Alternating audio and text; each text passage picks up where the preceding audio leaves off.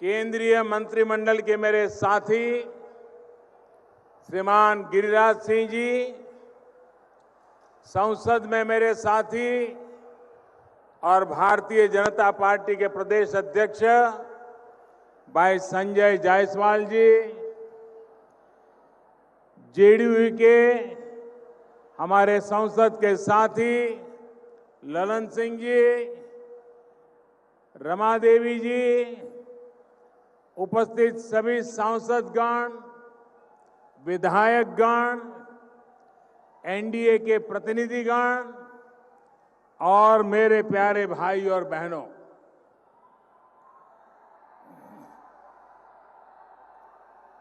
मैं जब मुजफ्फरपुर आया हूं, आपका ये प्यार, ये सत्कार मुझे अभिभूत कर देता है। दूर दूर जहां नजर भी न पहुंच पाए, लोग ही लोग नजर आ रहे हैं।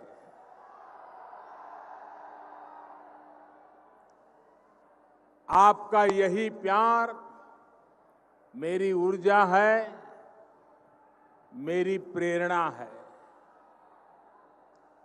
यहां वैशाली, हाजीपुर, सीतामढ़ी, शिवहर, उजियारपुर सहित आसपास के अनेक हिस्सों से भी आप सब पधारे हैं, हम सबको आशीर्वाद देने आए हैं। साथ साथ हजारों साथी अपने क्षेत्र के उम्मीदवारों के साथ डिजिटल तरीके से भी हमारे साथ जुड़े हुए हैं और इस प्रकार से इतने बड़ी मात्रा में आज आप हमें आशीर्वाद दे रहे हैं। हम सब आपके हृदय से बहुत बहुत आभारी हैं। भाइयों और बहनों, इस बार बिहार का चुनाव बहुत ही असाधारण परिस्थिति में हो रहा है। कोरोना की वजह से आज पूरी दुनिया चिंता में है, मुश्किल में है। महामारी के इस कठिन समय में बिहार को स्थिर सरकार बनाए रखने की जरूरत है। विकास को, सुशासन को सर्वोपरि रखने वाली सरकार की जरूरत है। ये समय हवाई बातें करने वालों को नहीं, बल्कि जिनके पास अनुभव है, जो बिहार को एक गहरे अंधेरे से निकालकर यहां तक लाए हैं, उन्हें दोबारा चुनने का ये अवसर है। आप कल्पना कर सकते हैं, एक तरफ महामारी हो और साथ ही जंगल राज वाले राज करने आ जाएं, तो ये बिहार के लोगों पर दोहरी तरफ की मार हो जाएगी, दोहरी तरफ की। सोचिए, कोरोना से लड़ाई के लिए जो इतनी राशि खर्च की जा रही है, कोरोना से लड़ने के लिए खास तौर पर जो योजनाएं शुरू की गई हैं, आप सोच सकते हैं अगर ऐसी टोली आई तो इन पैसों का होगा क्या। साथियों, जंगल राज के युवराज, जंगल राज के युवराज बिहार की जनता की, और मैं मानता हूं ये जंगल राज के युवराज से बिहार की जनता पुराना ट्रैक रिकॉर्ड के आधार पर और क्या अपेक्षा कर सकती है। जंगल राज की परंपरा में सब कुछ सीखने वाले लोगों को मुझसे ज्यादा अच्छी तरह बिहार की जनता जानती है।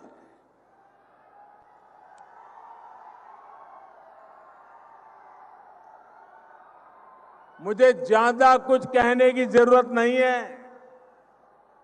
इसलिए ही बिहार के लोग इस प्रण के साथ आगे बढ़ रहे हैं कि कोरोना के साथ ही बिहार को नुकसान पहुंचाने वाली इन ताकतों को भी हराना है। साथियों, ये चुनाव आने वाले दशक में, इस सदी में बिहार के भविष्य को तय करेगा। आपका एक वोट ये तय करेगा कि आत्मनिर्भरता का संकल्प लेकर निकले हुए भारत में बिहार की भूमिका कितनी क्या होगी। आपका एक वोट तय करेगा कि आत्मनिर्भर बिहार का लक्ष्य कितनी तेजी से हम पूरा कर पाएंगे। साथियों, बिहार में यहां के नौजवानों, यहां की महिलाओं, यहां के उद्यमियों, किसानों के पास अथाह सामर्थ्य है। हर जिले, हर गांव में कुछ न कुछ खास है। हर जिला स्पेशल है। अब जैसे मुजफ्फरपुर और इस क्षेत्र में ही लीची है, आम है, अनेक दूसरे फल और कृषि उपज है, चूड़ियां हैं, दूसरे हस्तशिल्प है। अब जब बिहार में तेज विकास का वातावरण बना है तो इन स्थानीय उत्पादों की ताकत कई गुना बढ़ गई है। अब दुनिया के बाजारों में इनके लिए नई संभावनाएं बन रही है। एनडीए सरकार इंफ्रास्ट्रक्चर पर जो निवेश कर रही है, गांवों के पास बेहतर सुविधाएं विकसित करने पर जोर दे रही है, उसका लाभ बिहार के लोगों को भी मिलने वाला है। इसके लिए 1,00,000 करोड़ रुपए का स्पेशल फंड बनाया गया है। लेकिन भाइयों और बहनों, याद रखिए, वो दल जिन्होंने बिहार को अराजकता दी, कुशासन दिया, वो फिर से मौका खोज रहे हैं।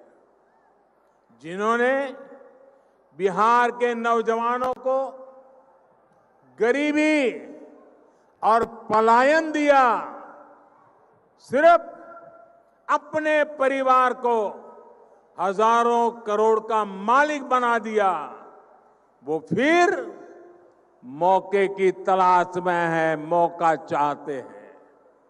वो दल जो बिहार के उद्योगों को बंद करने के लिए बदनाम है, जिनसे निवेशक कोसों दूर भागते हैं, नाम सुनते ही भाग जाते हैं, वो लोग बिहार के लोगों को विकास के वायदे कर रहे हैं। सरकारी नौकरी तो छोड़िए, इन लोगों के आने का मतलब है नौकरी देने वाली प्राइवेट कंपनियां भी यहां से 9-2-11 हो जाएगी।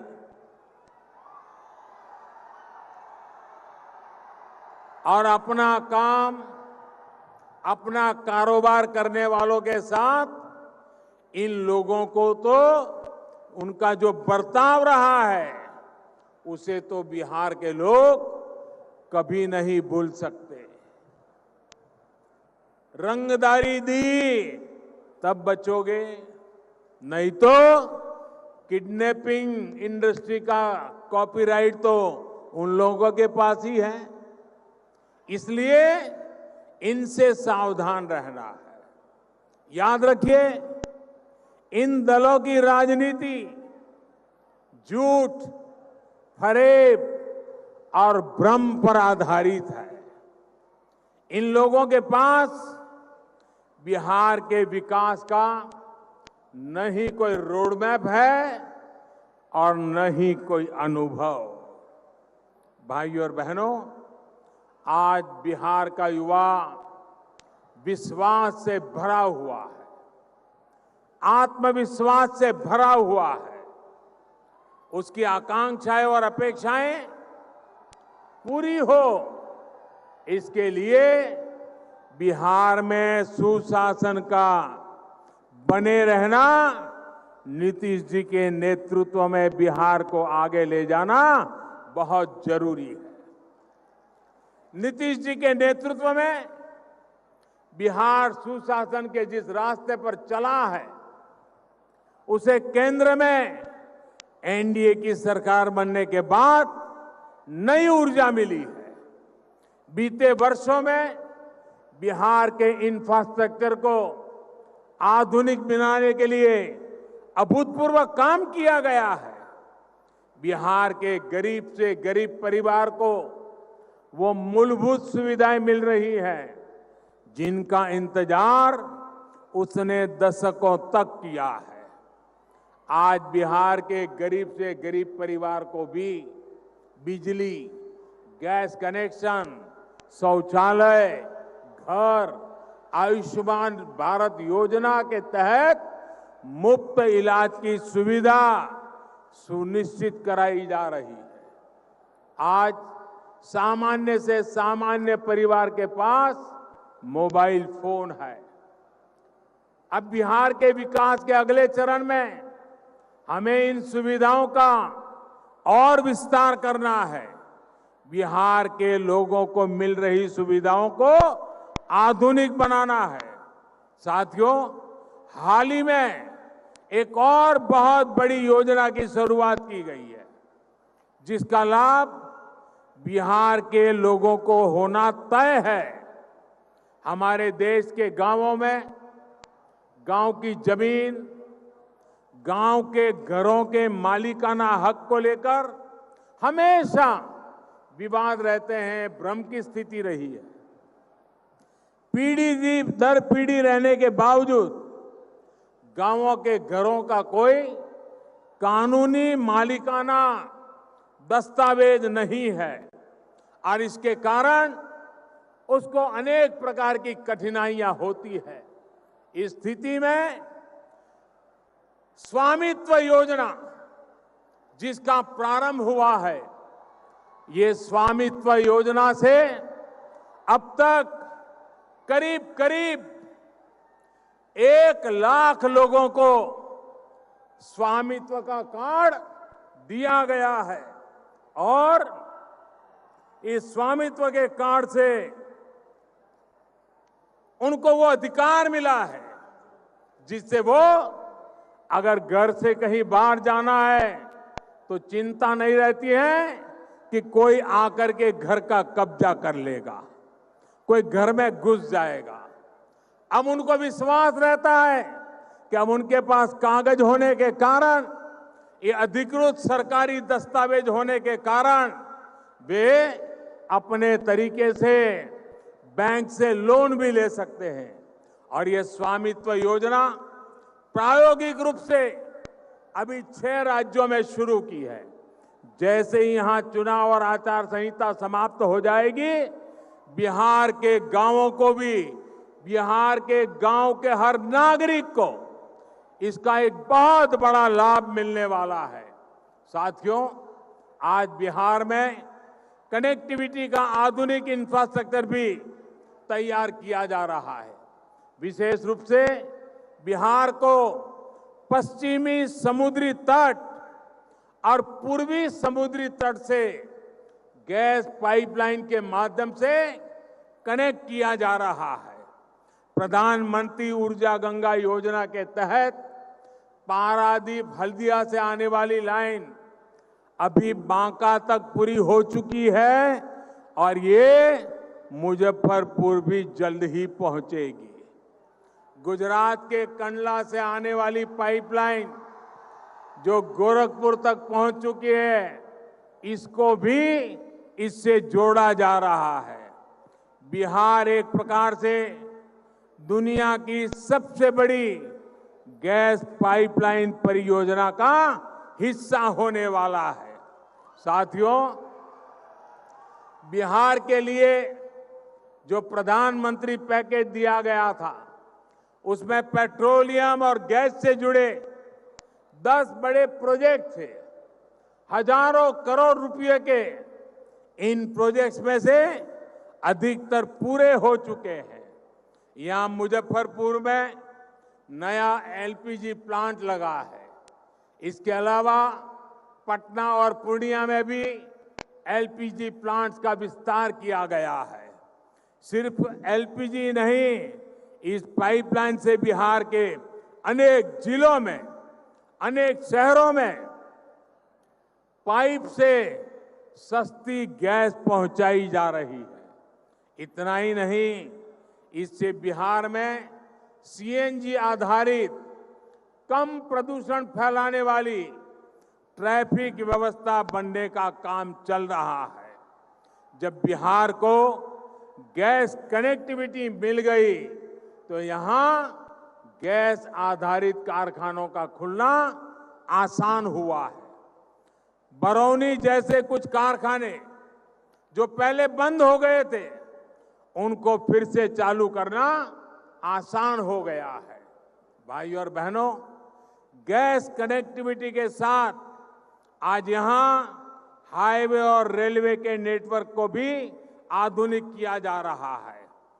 पीएम पैकेज के तहत मुजफ्फरपुर और इसके आसपास के क्षेत्रों में लगभग 5,000 करोड़ रुपए के प्रोजेक्ट या तो पूरे हो चुके हैं या फिर काम जारी है। छपरा, मुजफ्फरपुर और बरौनी को कनेक्ट करने वाली सैकड़ों करोड़ रुपए की सड़कें यहां बनी है।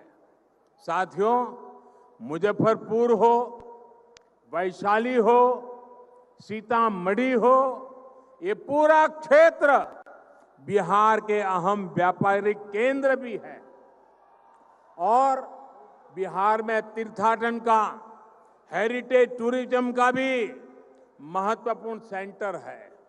ऐसे में यहां के शहरों के सुंदरीकरण पर और सामान्य सुविधाओं का निर्माण एनडीए सरकार की प्रतिबद्धता है। हाल में मुजफ्फरपुर में रिवर फ्रंट बनाने का काम भी शुरू किया गया है। इसके तहत शहर के कई घाटों को विकसित किया जा रहा है। वहां शौचालय और दूसरी सुविधाओं का निर्माण किया जा रहा है। जब ये काम पूरा हो जाएगा तो यहां पर्यटकों को भी बहुत आकर्षित करेगा। साथियों, रामायण सर्किट के साथ ही बुद्ध और जैन सर्किट के तहत भी यहां बेहतर सुविधाएं विकसित की जा रही है।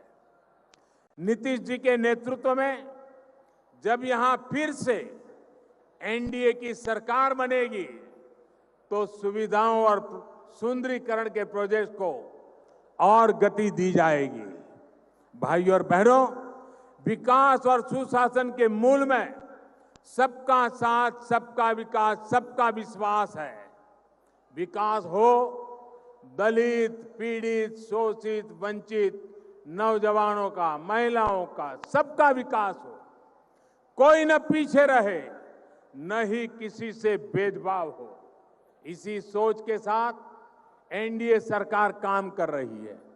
भारत को आत्मनिर्भर भारत बनाने में जुटी है। साथियों, इसमें देश की, बिहार की महिलाओं, बहनों, बेटियों की भी बहुत बड़ी भूमिका है। एनडीए सरकार चाहे केंद्र में हो या बिहार में, महिला सशक्तिकरण के अभूतपूर्व प्रयास चल रहे हैं। बेटियों की पढ़ाई, दवाई से लेकर कमाई तक एक के बाद एक कदम उठाए गए हैं। मिशन इंद्रधनुष हो पीएम सुरक्षित मातृत्व योजना हो, आज गर्भवती महिलाओं के पोषण से लेकर टीकाकरण के लिए सरकार हर जरूरी मदद दे रही है। साथियों, बिहार में 4-4.5 करोड़ से ज्यादा जनधन खाते खोले गए, उसमें से 2.5 करोड़ से ज्यादा खाते हमारी माताओं बहनों के नाम है। बिहार की इन बहनों के जनधन खातों में कोरोना लॉकडाउन के समय सैकड़ों करोड़ रुपए की सीधी मदद पहुंचाई गई है। बिहार में जीविका दीदियों के लिए बैंकों से मिलने वाली मदद का भी विस्तार किया गया है। इस वजह से जीविका दीदियों का नेटवर्क दिनों दिन और मजबूत हो रहा है।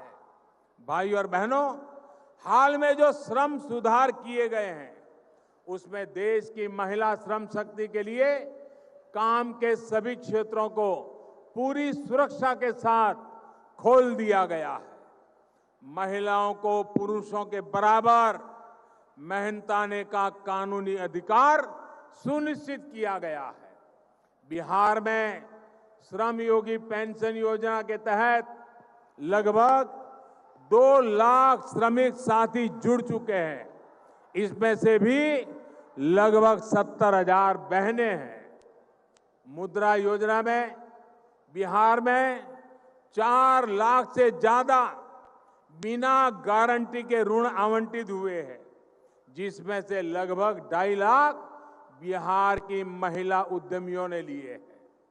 देश के विकास में, बिहार के विकास में बहन बेटियों की इस भागीदारी को हमें मजबूत करना है। साथियों, बिहार को आत्मनिर्भर बनाने की भावना के साथ आपको इस बार अपना वोट भाजपा, जेडीयू, हम पार्टी और वीआईपी के गठबंधन यानी एनडीए को डालना है। याद रखिए, आपका एक एक वोट बिहार को फिर से बीमार होने से बचाएगा।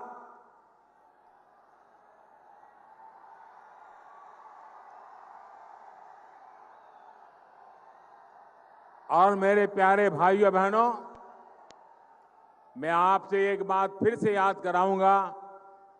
इस कोरोना का काल है, फेस मास्क, 2 गज की दूरी, इसका नियम आपके परिवार को बीमारी से बचाएगा।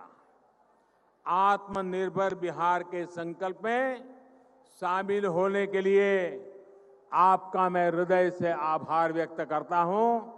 बहुत बहुत धन्यवाद। मेरे साथ बोलिए, भारत माता की, भारत माता की, भारत माता की। बहुत बहुत धन्यवाद। तो भारत माता की जय के नारे के साथ प्रधानमंत्री नरेंद्र मोदी ने मुजफ्फरपुर की रैली खत्म की और जोर रहा जंगल राज की याद दिलाना। जंगल राज के युवराज की संज्ञा दी है तेजस्वी यादव को प्रधानमंत्री नरेंद्र मोदी ने। पहली रैली दरभंगा में, जहां राम मंदिर का जिक्र उन्होंने किया, लेकिन दूसरी रैली मुजफ्फरपुर में, जहां काम गिनाए अपनी सरकार के और सपने दिखाए इस बात के कि अगर दोबारा नीतीश कुमार की सरकार आती है तो क्या फायदा होगा केंद्र में और बिहार में, दोनों जगह एक गठबंधन की सरकार होने का। लेकिन साथ ही साथ यह भी कहा कि रंगदारी वसूली जाएगी, जान बचाने के लिए आपको रंगदारी देनी पड़ेगी। ये बात उन्होंने नीतीश कुमार, तेजस्वी यादव पर हमला बोलते हुए कही प्रधानमंत्री नरेंद्र मोदी ने।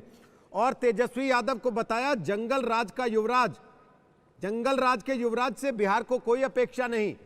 ये वक्त अनुभव वाले लोगों का है, जंगल राज वालों को आप मुझसे ज्यादा जानते हैं।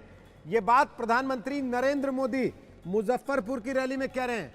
एक छोटा सा ब्रेक हम यहां पर लेकर वापस आ रहे हैं, उसके बाद बात करेंगे प्रधानमंत्री नरेंद्र मोदी के इन बयानों के मायने क्या हैं। आप देखते रहिए आज तक, लगातार कवरेज जारी है। ब्रेक के बाद एक बार फिर आपका स्वागत है। मुजफ्फरपुर की रैली में प्रधानमंत्री नरेंद्र मोदी ने तेजस्वी यादव पर सीधा निशाना साधा है। जंगल राज और रंगदारी की याद प्रधानमंत्री नरेंद्र मोदी ने बिहार के लोगों को मुजफ्फरपुर की रैली के मंच से दिलाई। रंगदारी दी तब बचोगे, नहीं तो किडनैपिंग इंडस्ट्री का कॉपीराइट तो उन लोगों के पास ही है।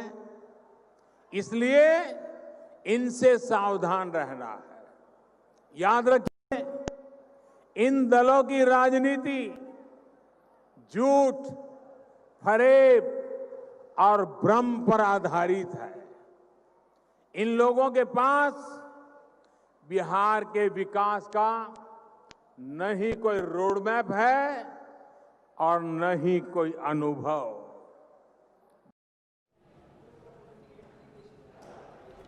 और इसी के साथ लेने एक छोटा सा ब्रेक, लेकिन आप देखते रहिए आज तक।